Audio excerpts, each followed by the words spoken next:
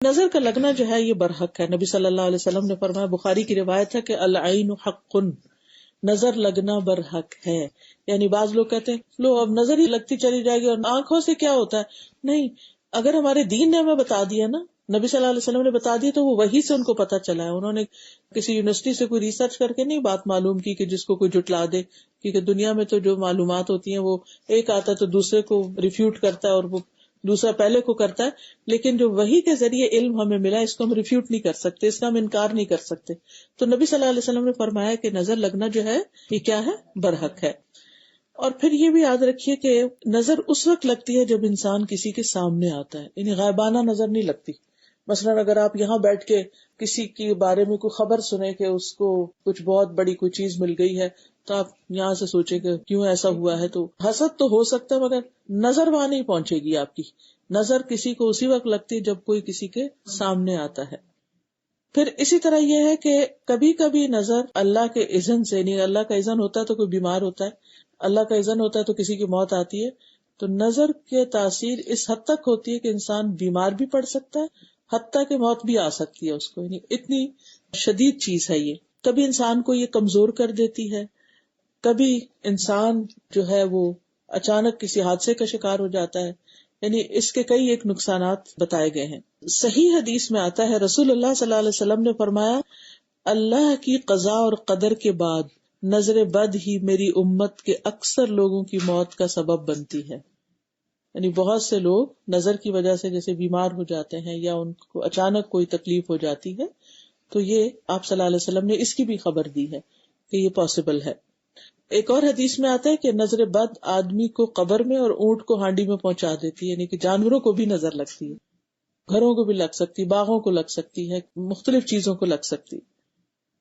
پھر حسد کے سبب بھی نظر لگتی ہے. ابن قیم کہتے ہیں کہ حسد نظر بد کو لگانے کا اصل ہے. کبھی انسان اپنے آپ کو بھی نظر لگا دیتا ہے، یعنی جیسے آئینے میں دیکھا ہے، یا اپنے بچے کو بھی لگا دیتا ہے. وہ اگرچہ حسد کی وجہ سے نہیں ہوتا، لیکن انسان کے اندر ایک اس طرح کے جذبات پیدا ہو جاتے ہیں کہ جس کی وجہ سے نگاہ جو ہے وہ دوسرے تک جا پہنچتی. کبھی بغیر ارادے کے بھی، اور کچھ لوگوں کی طبعی فطرت کی وجہ سے بھی نظر لگ جاتی ہے. یہ ویری کرتا ہے، کچھ لوگوں کی نظر زیادہ لگتی ہے اور کچھ لوگوں کی کم لگتی ہے. یعنی یہ بھی فیکٹر میں شامل ہے. لیکن تاثیر میں دونوں جو ہیں وہ ایک جیسی ہی ہے. یعنی حسد کی وجہ سے لگے یا ویسے لگے، اثر دونوں کا ہی ہو جاتا ہے. پھر اسی طرح دونوں کے جو نکلنے کا مقام ہے وہ دل ہی ہے، یعنی دل کے خیالات، اور دل سے نگاہ کے ذریعے وہ خیالات یا وہ چیز جو ہے وہ ٹرانسفر ہوتی ہے. اور یہ اس کو کہا جاتا ہے نگاہ کی چنگاریاں.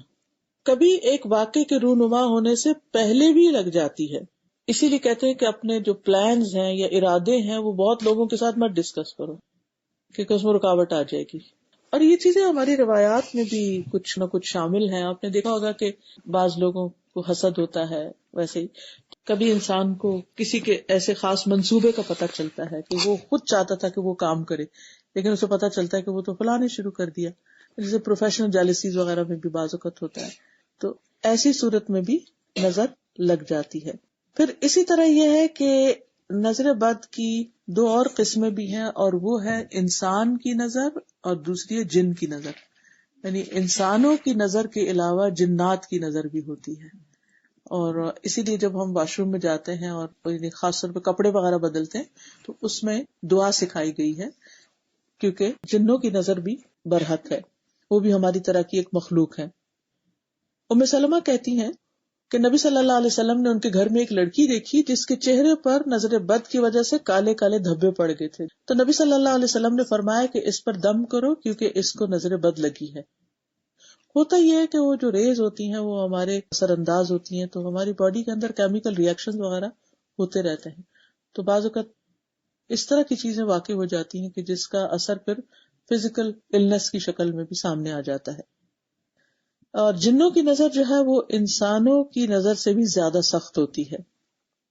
ابو سعید کہتے ہیں کہ رسول اللہ صلی اللہ علیہ وسلم جنوں اور انسانوں کی نظر بد سے پناہ مانگتے تھے، یہاں تک کہ معوذتین قل اعوذ برب الفلق اور قل اعوذ برب الناس نازل ہوئیں. جب یہ دو صورتیں نازل ہوئیں تو آپ نے انہیں پڑھنا شروع کر دیا اور ان کے علاوہ باقی چیزیں چھوڑ دی. تو اس سے ہی پتہ چلتا ہے کہ اگر بہت سی دعائیں نہ بھی یاد ہو تو کم از کم یہ معوذتین جو ہیں فلق ناس، یہ صبح اور شام 3 دفعہ اگر انسان پڑھ لے تو سارے دن کے لیے اور ساری رات کے لیے پروٹیکٹ ہو جاتا ہے. اور اس کے پڑھنے کا ٹائم جو ہے وہ سورج نکلنے سے پہلے کا ہے، فجر سے لے کر اور غروب ہونے سے پہلے کا ہے. پھر اسی طرح یہ ہے کہ بعض اوقات تعجب والی نظر جو حیران کو نظر ہوتی ہے، جسے ہم کہتے ہیں نا اچھا واو، ماشاء اللہ نہیں کہتے، تبارک اللہ نہیں کہتے، تو یہ تعجب والی نظر بھی لگتی ہے. یعنی کہ کوئی کسی کی چیز کو دیکھ کے بہت حیران یا خوش ہوتا ہے تو اس سے بھی بعض اوقات نقصان ہو جاتا ہے. وہ ایسا نہیں کہ اس کی کوئی نیت بد ہوتی ہے یا اس کے اندر کوئی حسد یا جیلسی ہوتی ہے، اوور ایکسائٹمنٹ جو ہے وہ بھی نقصان کا باعث بن جاتی. کیونکہ ہر چیز میں ہمارا دین جو ہے نا وہ اعتدال سکھاتا ہے، درمیانی راہ، نہ نفرت کی انتہا اور نہ خوشی کی انتہا، بلکہ ہر چیز اعتدال میں. ابن حجر کہتے ہیں نظر کبھی خوشی اور تعجب کی صورت میں بھی لگ جاتی ہے، اگرچہ وہ حسد کے بغیر ہی کیوں نہ ہو، اگرچہ وہ کسی محبت کرنے والے کی طرف سے ہو، اگرچہ وہ کسی نیک آدمی کی طرف سے ہی ہو. اگر کسی آدمی کو کوئی چیز اچھی لگے تو اس کو فوراً اس چیز کے لیے برکت کی دعا کرنی چاہیے، بارک اللہ فیکم، جو اس کو اچھی لگتی ہے تو یہ اسی کی طرف سے دم ہو جائے گا. یعنی ادھر سے نظر کا تیر آ رہا ہے اور ادھر سے دعا آ رہی ہے تو وہ ایک چیز جو ہے وہ دوسرے کو ہٹا دے گی. تو اس میں آپ دیکھیں کتنی بہترین چیز ہمیں پتہ چلی.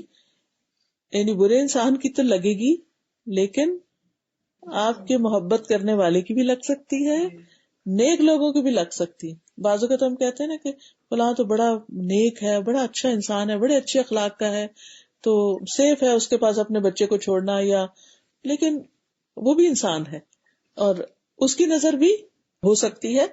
اب ہم کس کس کو روکیں اور کس کس سے کچھ لڑے جھگڑے؟ کرنا کیا ہے؟ اپنے آپ کو پروٹیکٹ کرنا ہے، اپنی حفاظت کرنی ہے، اور اس کا آگے انشاءاللہ طریقہ بتاؤں گی.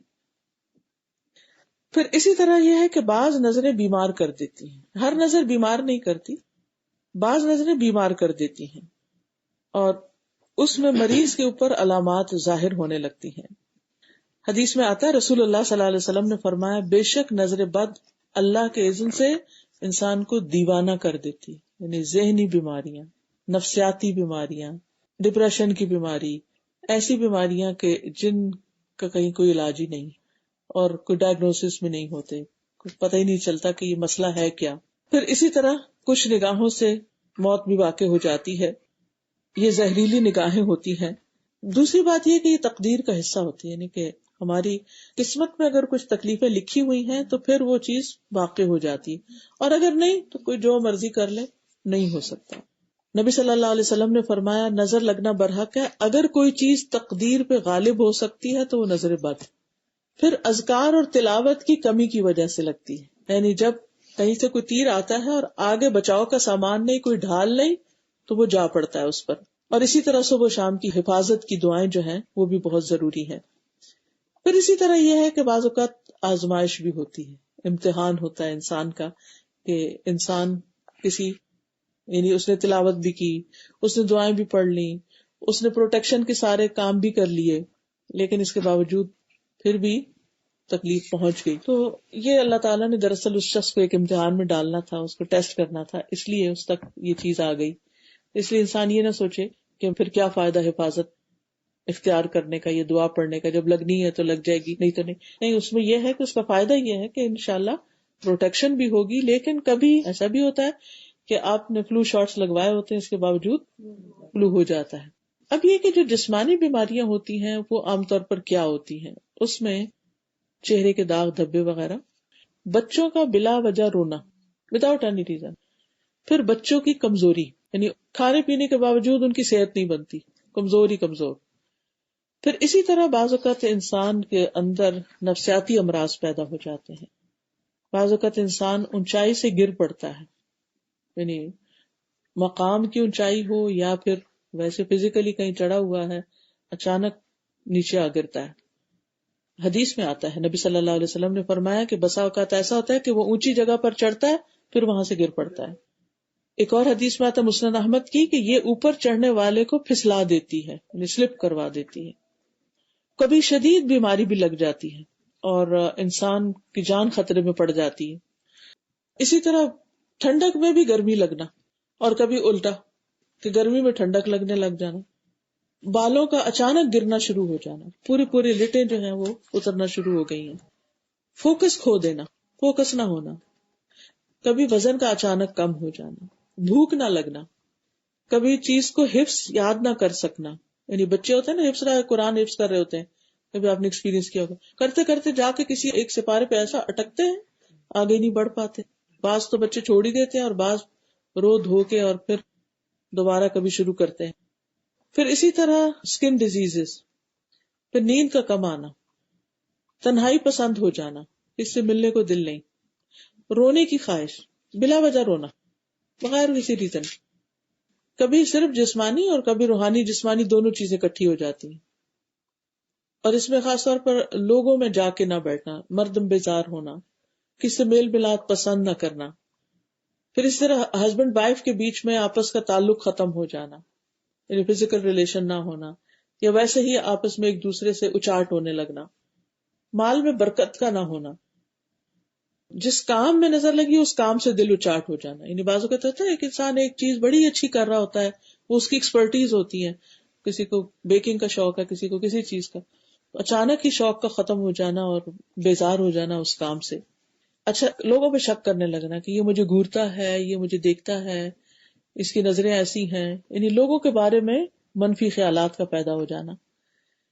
پھر اسی طرح اس بات کا احساس ہونا کہ میں لوگوں کی وجہ سے کامیاب نہیں ہو پا رہا، یعنی لوگ مجھے آگے نہیں بڑھنے دے رہے، یعنی اس قسم کے منفی خیالات دل میں جم جانا.